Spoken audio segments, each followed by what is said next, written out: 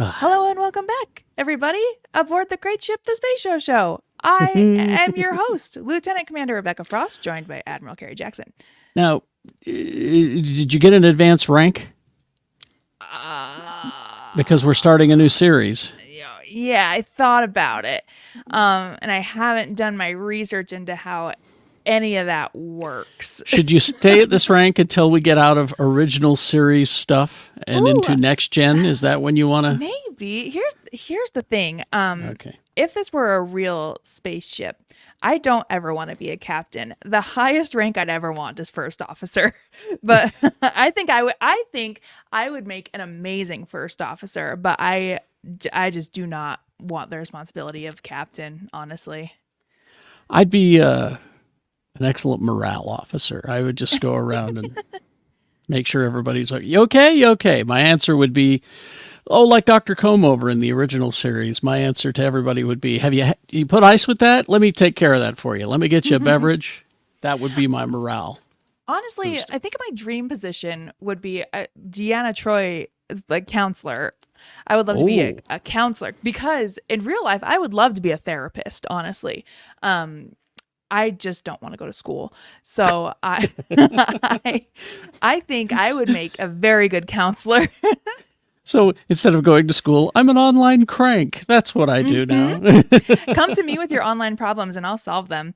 But you can't hold me liable. I don't have a degree or nothing. No. So we are embarking on a new mission. We have wrapped up everything in the original series, but now we are moving on to Star Trek, the animated series. After the cancellation of the original series in 1969, the live-action show proved popular in syndication and generated significant fan enthusiasm. This resulted in Roddenberry's decision to continue the series in animated form. Much of the original cast returned to provide voiceovers for their characters. Series writers David Gerrold and D.C. Fontana characterized the animated series as effectively a fourth season of the original series. And after the conclusion of the animated series, the adventures of the characters continued in the live-action theatrical film, starting with 1979's Star Trek: The Motion Picture. We'll get there. So four episodes from now, we're gonna get there. All right. But until then, we are talking about the animated series, which was critically acclaimed and was the first Star Trek series to win an Emmy Award when its second season won the 1975 Emmy for Outstanding Entertainment Children's Series. And that's why I think that it got the awards, is because everybody outside of Star Trek was looking at it as it's a show for kids. It's cartoon. It's Saturday mornings, because that's what we had. But the people who were making it, on the other hand, they were, as you said, looking at it as season 4. And so they're telling the story. Some of the scripts are kind of holdovers from, a possible season 4. And so that's why I think that it won so many Emmys, is people weren't expecting this from a Saturday morning cartoon show. Yeah, and so I was talking about it with my husband today, and I don't know, maybe I have Star Trek rose-colored glasses on, and I know you were dreading talking about the animated series. I've been enjoying them, man. Really? Yeah, because here's why. I think it's because a couple of different reasons. Okay. My little ADHD brain loves a 24-minute Star Trek the original series storyline, because it truly is just Star Trek the original series, 24 minutes long in animated form. Like geared towards kids. I have a little kid's brain. I don't really have to be focusing all of my energy onto this show to understand what's happening. I try. Trust me, I do try. I put in effort. But also, you have the power of animation. Can we talk about the power of animation? It opens up the Star Trek world into something so much larger. It's created, the opportunity for way more expansive backgrounds, better sets, bigger starships. You can have more alien creatures involved and on the bridge. It really opens up the world of the original series in such a way that really is kind of fascinating to me. And a good example of that is because Walter Koenig, I don't know whether he was invited and decided not to go or was not invited to join. But Walter, I think he said, no, I don't want to do it. Walter Koenig not there, so instead of Chekhov, we have an alien operating the ship, And he's Eric's, so cool. you know, and he's got an arm in the middle of his chest, and you know, I mean, you wouldn't be able to do that on the TV budget, the live action TV budget. So that's a good example. Yeah, like we can get aliens that aren't humanoid, right? Like we can get aliens that aren't just like a carpet made of rubber or the same reused machine from the Nomad, you know. We I can we will can not get have you other talk- things. Talk crap about Nomad. That being said, though, we are talking about Filmation, which was like the cheapest animation available at the time. I mean, Oh yeah. a little bit of history. Again, I was raised on Looney Tunes, so I mean, Roadrunner and Bugs Bunny set a high bar for me. And those were all hand drawn, and there was like a whole bunch of people employed to do that. And as Hollywood started to go on and television started to go on, they realized that's pretty damned expensive to have all these animators. Is there a cheaper way to do this? And we started to see it with the advent of Scooby-Doo and some of these other cartoons. And I began to notice it as a kid, that the animation quality wasn't there. It was starting to deteriorate. And as a Star Trek fan, I said to myself, okay, I'll give it a shot. And I gave it 5 minutes and walked away because the animation was stiff. It was the cheap stuff. It wasn't the real music. You didn't even have like the red alert sound effect. They couldn't have that either. There were so many things that were different. And I just went, and I ran away. The music does sound like game show music. It's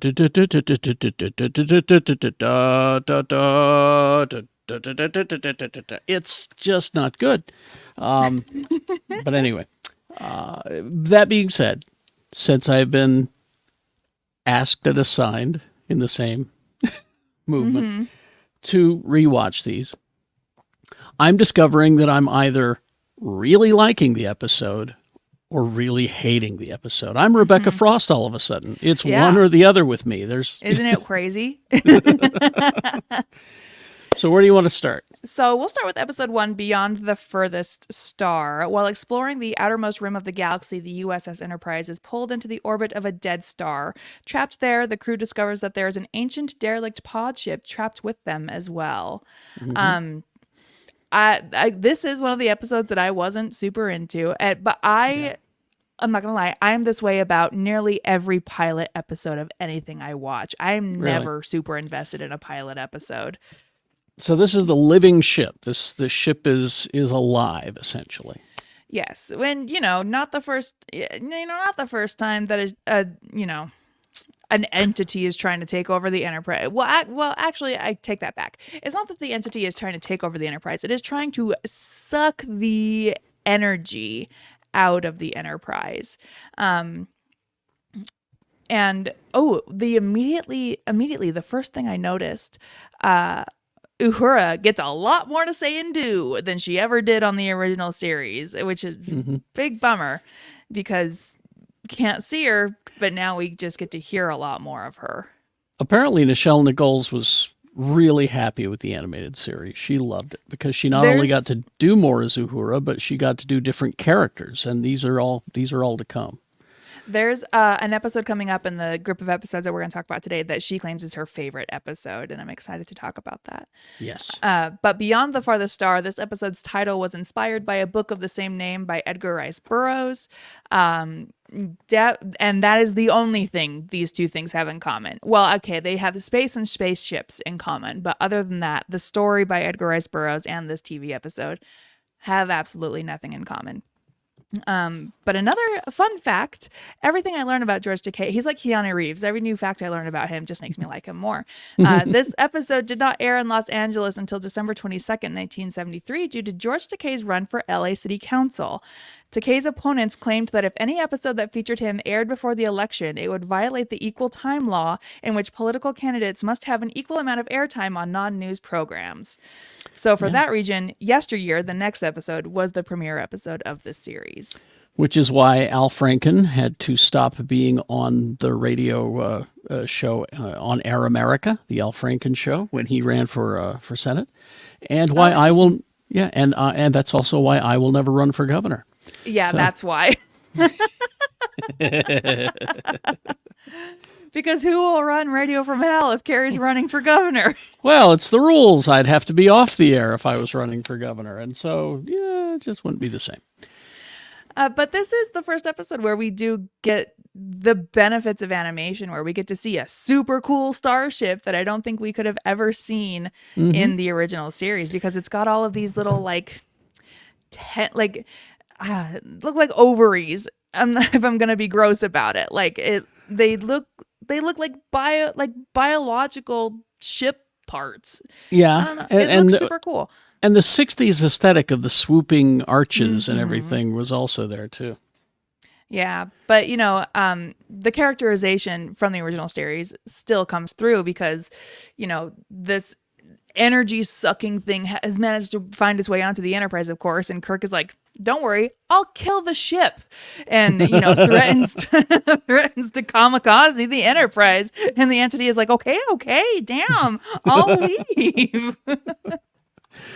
That was something I noticed about Kirk in the first few episodes of the animated series, is that he was much more gung-ho to shoot and kill things. Mm-hmm. That was his first answer. And then it's always Spock going, hang on. Hold on. Let's slow down here. But speaking of Spock, the next episode, Yesteryear, Spock must travel to the past to rescue his younger self from danger. I quite enjoyed this episode, I'll tell you what. I have to admit, this is one that I watched and I went, okay, I get it now. And this episode made me realize just what a well of reaction images and memes the animated series is going to be. I have been screenshotting so many moments from this show. So Spock, they go back to the Guardian, the time portal that we all know and love. Ooh, that's got to be rough for Kirk, right? Yeah, well, and now the Guardian, it talks and it announces arrivals and departures. Isn't that insane? Like it's an airport. It's become like a tourist attraction now. That's not a good idea, Yeah. And so, something happens where Kirk is the only one who can remember Spock, but it turns out Spock actually died in childhood, and so he never made it to be first officer. And so they, go to the Guardian so Spock can go back in time on Vulcan to see, hey, what happened? And Spock has a memory of being rescued by a cousin, and he was the cousin all along. Probably. I am my own cousin. That sounds like very, very hillbilly to me, but... So he, goes back in time, goes to Vulcan, and walks into the scene that would later inspire 2009 Star Trek, where a bunch of bullies are bullying Spock because he's half human, half Vulcan. And which is one of my favorite scenes in the 2009 JJ movie. But I've always had an issue with it, because why? Is it because Vulcan children aren't as in control of their emotions as adult Vulcans? Because why are these children being so mean? Because that's an emotional reaction, to be mean to someone. Well, I mean, to be fair, the group of Vulcans is part of the Young Republicans, and so anything different, they just have to get rid of. I think it has something to do with the controlling the emotion, because you're a kid. And, the Vulcans do have emotion. They just suppress it. That's the big misconception about Vulcans. Yeah, and that must be a learned skill, which, I mean, I don't know. I learned it when I was a child. I don't know why they can't. But that's a story for another time. I really loved this episode because Spock has a pet. Young Spock has a pet bear thing. And this is referenced in the Journey to Babylon episode, where we meet where we meet Spock's parents, and McCoy even asks Spock's mom. He says, was he like a normal kid? He says, well, he did have a teddy bear that he liked, and that just delighted McCoy. A teddy bear, and that's when Spock informs him and says, well, the teddy bears on Vulcans weigh about 300 pounds and have long teeth and, And he's big boy. Writer DC Fontana based the personality of Spock's pet on her pet cat named Bobby McGee. oh, And I didn't really notice a personality in no. that bear. It was just like a loyal dog to me. It was, and it was a Yeah. chunk. It was a chunk. I love that. Chunky boy. And DC Fontana. So later on in the episode, the bear, this is a very pivotal moment in Spock's life, honestly, because, he's out. He didn't run away because the whole thing where Vulcans have to go, it's kind of like the Day of Demand in Star Wars if you're a royal on Alderaan, right? Like you have to go. That's quite the connection. But you have to go out in the wilderness and survive for like a week, I think.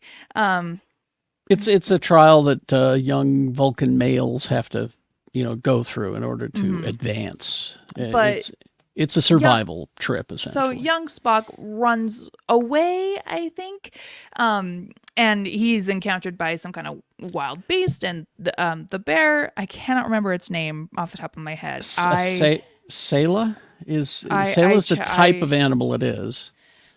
Oh, a Selot. Because I took a screenshot because the bear wanted to come with Spock, and Spock says, "No, you are too old and too fat for this." It's Ichaya. And what it was is that Spock wanted to practice for this thing. It was, I want to practice because I need to pass it because my father, and Mark Leonard comes back and does the voice of his father. Mark Leonard I got to impress my father. I got to pass this thing. And I figure if I practice, then I'll get it right. Rather than just being thrown in and do it. So that's why he decides to run off. And of course his bear follows him. Thank God the bear follows because he is attacked. The young Spock is attacked, and Ichaya comes and rescues him, but is impaled by a poison claw. And this is a moment of learning for young Spock, where he needs to learn. Death is only mourned on Vulcan if it is a life wasted, and death is inevitable, and all life must end in death. So this is really a moment of: are you going to choose to mourn about this, or are you going to choose to accept that this is what life is? Which I thought was really powerful. It was. And also making the decision, because the doctor says to him, he says, look, too late. The poison's going to kill him. He's going to suffer. Or I can preserve his life, or we can... Yeah. And we can preserve his life and he will suffer for a day or two and die anyway, or we can take care of this now, which is a decision that happens to kids all the time with their pets. And so it kind of harsh for a Saturday morning cartoon, but DC Fontana included the death of Spock's pet as a way of helping children deal with the death of their pets. The studio wanted the pet's death removed from the script, but Fontana refused, and Gene Roddenberry supported her. And so good for them. I think this was a really cool teaching moment that they included. And Gene had a lot more creative control of the animated series than he did even the last, season or 2 seasons of the live action series. Interesting. Yeah, and I thought this was a great episode. Spock gets back, the Guardian announces his arrival like he's at LAX, and McCoy is still so freaking snarky, even in cartoon form. It's insane. I can't remember exactly what he says, but he's like, well, while you were off traipsing about in the past, I was here taking care of people. Like, dang, dude, get over yourself. He's just jealous. He's just cranky. The next episode, one of our planets is missing. What a title. The Enterprise encounters a giant cloud creature that feeds on the energy of the planets that lie in its path. They determine it is heading for Mantilles, home to a Federation colony governed by a former Starfleet officer, Bob Wesley, who was featured in the TOS episode, The Ultimate Computer. Big clouds at it again. Big evil clouds coming for you planets. Again. Star Trek the Motion Picture, Galactus, it's a whole thing. And once I pieced together that's what this episode was going to be about, I tuned right out because I was gone too. Yeah, and truly the only the way that they fix this is that this cloud has a brain, and Spock can mind meld with the brain, and so But you Spock notice they mind never melds with the cloud. they never call it in the episodes that I've watched so far. They never call it the mind meld. It's the Vulcan mind touch. Oh, Which I wonder interesting. if that was trademarked or something, and they couldn't use it like the original Red Alert klaxon or something. I don't know. It This is like bothered me. this is Mandela effect Berenstain Bears all over again. I don't know. Could be. But Yeah, so this cloud, he mind melds again. Star Trek: The Motion Picture. He mind melds with the cloud, and then it takes over him, and he speaks to the crew as the cloud, and we realize there's a way out and a map, and yeah, okay. and whoozy whatsy Spock. All kinds of whoozy. So Spock, there's some images of Earth that they pull up to show the cloud when it's in Spock, and so some of the shots of Earth shown to Spock on a computer screen as he is melding with the cloud intelligence of children running with a dog were taken from stock footage of Lassie's Rescue Rangers from 1973, a Filmation TV show that was simultaneously in production. Mm-hmm. And you got to reuse that footage. We're cheap. so We're Filmation. obvious, so obvious that dog was Lassie. Yeah. But big cloud, Yeah. solve big cloud problem. That's Okay, yeah. yeah. What else is there to say? This next episode, the Lorelei Signal, is the one that Nichelle Nichols said is her favorite episode. Investigating a sector of space where starships have disappeared every 27 years, the Enterprise finds a race of beautiful women living on the planet Taurus 2. And this is Nichelle Nichols' favorite episode because she takes control of the Enterprise. She takes her rightful spot as commander when everybody else is incapacitated because, I'm going to say it, men. Am I right? Men. Exactly. The big bad of this episode are siren women. And so as, they near the planet, they are enraptured in just the siren song of these siren women, and they beam down to the planet and are quickly overtaken by these hot blonde women. All the men on the ship are affected in one way or another, even Spock, which makes me wonder, She's a lady playing a drum. what about the gay men on the ship? Were they not? And were they there? Interesting. I'm curious. I always Carrie, wondered it was how the that worked. 70s. There's no gay men. Exactly. Infinite diversity and infinite combinations, not on Earth, not on my Starship Enterprise. But George Takei would like a word with you about that. Yeah, where was he? He was nowhere to be found. I don't know if he was he in this episode? I don't remember. I don't remember because who beams down to the planet? It's Kirk and Spock, and not Kirk, Spock, and McCoy, and I think another ensign. And then Scotty is in control of the ship, and that's when Uhura is like, okay, I am taking over. And Scotty's got this just dumb look on his face because he's being seduced by the music or whatever. And he's really stupid. He's like more affected than anybody. It's like he's more hetero than even Kirk in this episode. He's to the point where there's a sequence, and I was like, what is this? What are they doing? And it's Scotty singing some sort of Scottish brogue, humming and just sitting in the captain's chair, just vibing. And then it's like the shot of the exterior of the Enterprise as it's orbiting the planet, and he's still singing. It was so bizarre. And it was so long. It was forever, I swear, but it was probably maybe 30 seconds, but still, that's a long time.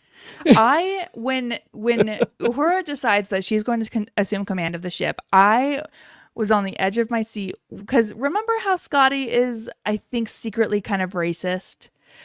I was really worried about him being also secretly misogynistic.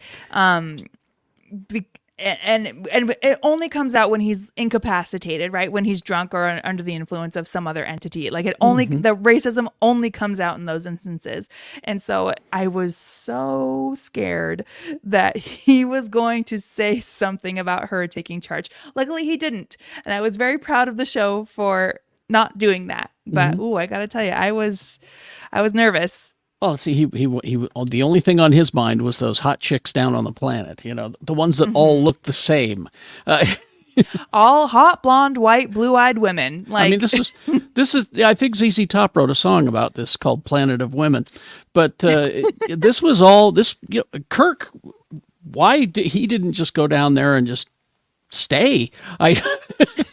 I have one of the screenshots I took of this episode is of the women subduing Kirk, because they all have these like inhibitors on that like ages them and like drains them of their powers. So that's the whole deal, is these women developed as they evolved differently, where they basically absorb the power of men, right? And that's how they live. And then every 27 years they gotta re-up, and so they've got these inhibitors on, and the women are subduing Kirk, and Kirk has this look on his face like, no, don't. I hate it. Ah, I hope no one comes to save me.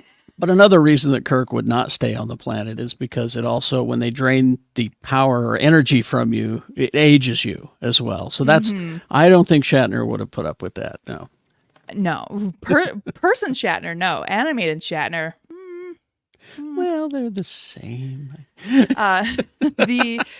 The title of this episode, The Lorelei Signal, is a reference to the legend of Lorelei, which is an old German tale of a beautiful woman who lured sailors to the Rhine, causing them to crash on the rocks, analogous to the sirens of ancient Greek mythology.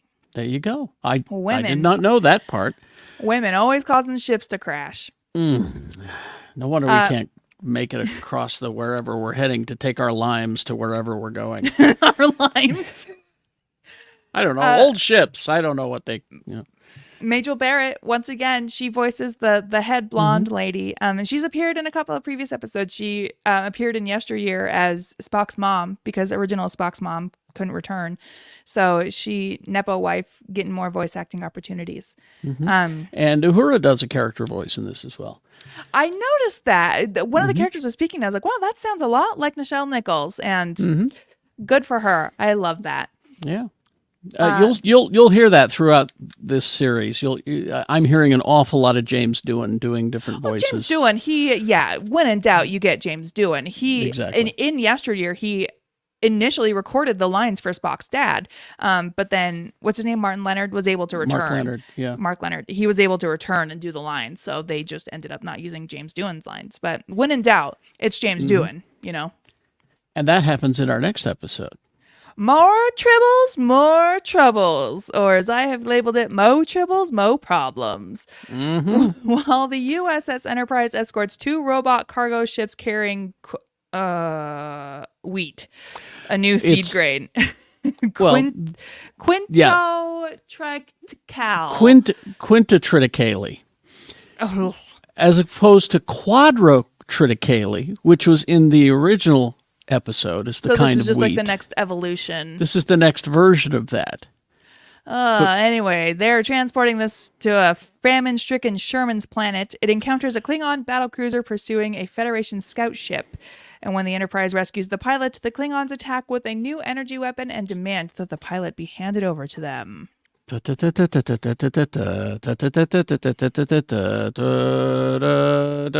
music again is stuck in my head. That's the one thing that I've noticed about this rewatching, is that music is stuck in my head. But let's talk about Sherman's planet for a second. Yeah, tell me about Sherman's planet. Okay. In the live action Tribbles episode on the original series, it was quadrotriticale wheat for Sherman's planet. And now, here we are again, we had to do an advanced version of the wheat for Sherman's planet. Maybe we should just abandon Sherman's planet and go someplace else. Can they not grow their own? What's exactly going on down there? We're always trying to help out Sherman's planet. Always. And Wow, interesting. I didn't realize you were such a pull yourself up by your bootstraps kind of person, Carrie. In this instance, I am, yes. Whatever happened to socialism? I know, right? Uh, but who appears? But our friend Cyrano Jones, And it's and the same he's actor doing the voice. same actor. The bit of trivia I have for this episode regarding that actor, the script by David Gerald indicates that when Kirk rattles off the charges against Cyrano Jones, because of course Cyrano Jones can't go anywhere without racking up a rap sheet, Exactly. he would make the ugh sound similar to how Lucy would in I Love Lucy. Whenever she realized that she was in trouble. But Stanley Adams was apparently unfamiliar with that and makes a completely different noise. How are you an actor in television and In completely Hollywood? unaware of I Love Lucy on a Desilu production? Yes. And completely unaware of how Lucy makes that noise. Well, I've never heard of this Lucille Ball. I don't understand. What are you talking about? Women on TV? Unheard of. Yeah. Cyrano Jones is one of those characters that, it's like Harry Mudd, where, it was good to see him again in a way. Yes. And whenever Cyrano Jones shows up, I like Cyrano Jones. I know he's a dipshit and he's always getting the Enterprise in trouble. I like Cyrano Jones. In a fight between Cyrano Jones and Harry Mudd, who would win? God. Well, if it's a physical confrontation, I'm giving my money to Harry. But if it's a bullshitting competition, it might be a standoff there. Yeah, it's really tough to say. That's a tough one. But Cyrano Jones, he's back with those tribbles, and he has modified them. They're mule tribbles now, where they don't reproduce. They just get real big, which is an equal problem because these tribbles are now turning into these just giant beanbag sized puff balls and taking over the ship again in a different way. Instead of multiplying, they're just getting huge on the wheat. But and what time these people are transporting wheat? Exactly. You see what I'm saying? With the problem with Sherman's planet is. We cannot bring wheat to Sherman's planet because Cyrano Jones is going to show up, and we are going to have a tribble problem. So sorry. It never just fails. is what it is. This episode also has, if you notice the animation, a ton of Kirk covering his mouth, and it's a cost-saving measure. It's so, again, it's Filmation. They didn't want to take the time to animate the mouth to match up with what Kirk was saying. So he just talks with his mouth covered by the whole, most of the episode. It's such a choice. Well, and because you had to animate the tribbles, you had to animate the new character. That was taking time and money away. We've got our static, characters that don't move and don't do anything. Again, I hate Filmation. I know it means a lot to people. There are people who just love anything that Filmation does, and I don't know whether they're stupid or if they're just attracted to the tackiness of it. I don't know. Maybe it's a nostalgia thing. But also, take a look at the people at Filmation. They didn't realize that tribbles aren't pink. Okay. This did come up in the trivia, but I didn't include it because I didn't think it was relevant, but apparently it is. Let me find it. But while I find that, that's got to be again. Exactly. But that's got to be a disconnect with the animators who just, we don't have that color. Do this instead. Or hold on. I'll find the whole thing. But our old friend from the live action series, at least that character is here, the Klingon, Koloth. And he sounds like such a villain, like one of those Filmation cartoon villains. Exactly. It's not the actor. It's not the actor who played Koloth doing the voice. It's clearly James doing some sort of his best. No, I'm the bad guy. Some sort of attempted imitation or something. I don't know what, but so the tribbles are pink. Okay. So there is a long-standing anecdotal urban legend explaining that the Tribbles are colored pink and not brown, as previously shown, because director Hal Sutherland was colorblind. The actuality is that while the art director Don Christiansen did suffer from colorblindness, he did not choose the vivid color palette featured so heavily in many of the animated episodes.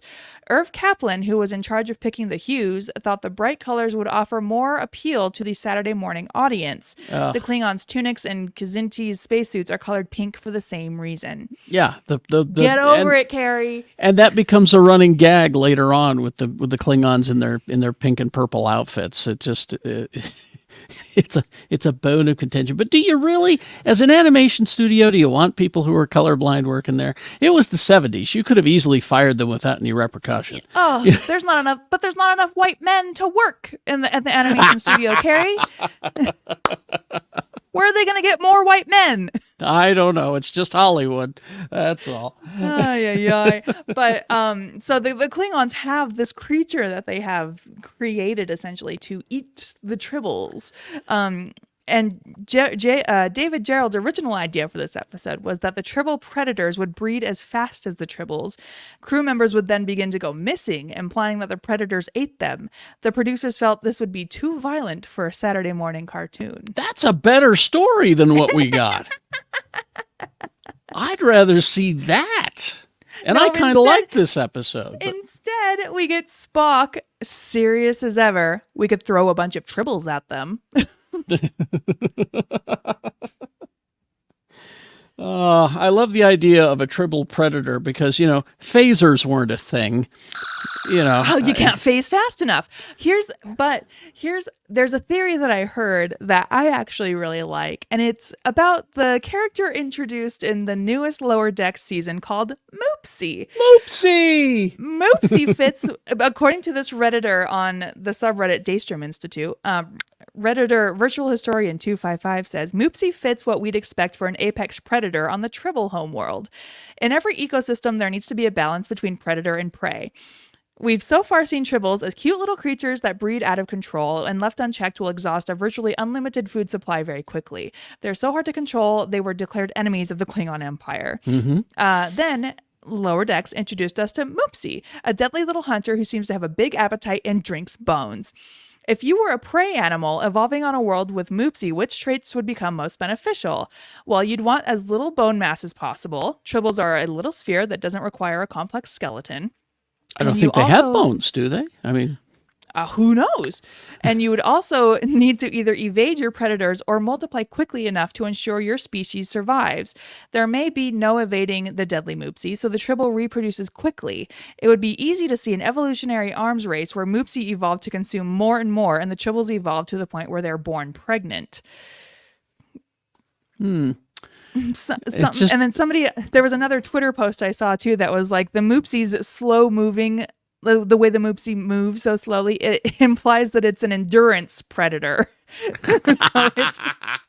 So its whole method is to tire out its prey. I love these theories.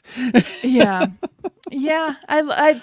loving this about Star Trek because the thing about, not to compare Star Wars and Star Trek, but like a new creature gets introduced in Star Wars and we're like, oh yeah, new glup shitto, right? And then that's it. We don't learn anything else about it. But they introduce a Moopsie in Lower Decks, and I have seen 3 separate videos on the Moopsie and so many theories about this exact thing. Moopsie, is it a Tribble predator? They're Star Trek fans are so quick to come up with the scientific backstories of things, and I absolutely love it. Yeah, it's I haven't seen much about the little shell people on Ahsoka, but I've seen plenty of Moopsie stuff. And I love those little shell people on Ahsoka. I think they're great. I want more of them. But charming or whatever. That's another discussion for another time. Another show. But this episode ends with Scotty saying the best line I've ever heard. If we're going to have Tribbles, it's best if all our Tribbles are little ones. Troubles? Think about it. Oh, if we're going to go. have troubles, it's best if all our Troubles are little ones. Ta-da. Ta-da. Thank you, Scotty. Thank you very much. Now, sit down. Go back to being secretly racist. Oopsie. But yeah, like I said, maybe I have Star Trek rose-colored glasses on because these first 5 episodes, I was entertained, and I'm not dreading going forward. Now, but let me ask you this. Now that you've been exposed to the animated series and you understand why a lot of us make fun of it, Kirk is a jerk. It's on its way. And we make fun of it because it's so tacky, because it just looks so awful. Do you appreciate the humor in those new Star Trek animated shorts that are out? No, the parody don't. ones.